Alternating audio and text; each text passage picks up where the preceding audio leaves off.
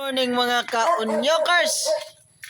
So for today's vlog na to karon ay nagtuyok si Natoy og lechon kay Ninong Juan.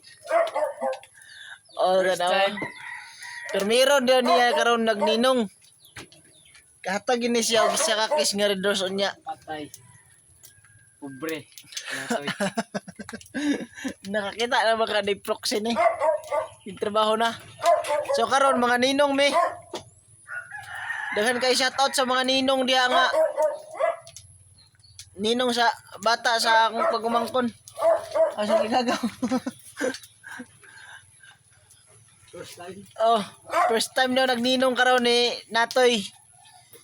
Mo nang todo effort ni siya na maglituyo kong lechon kay permero daw niya karon nagninong.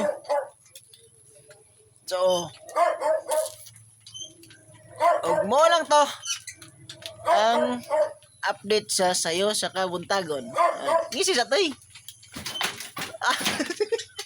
Stilan.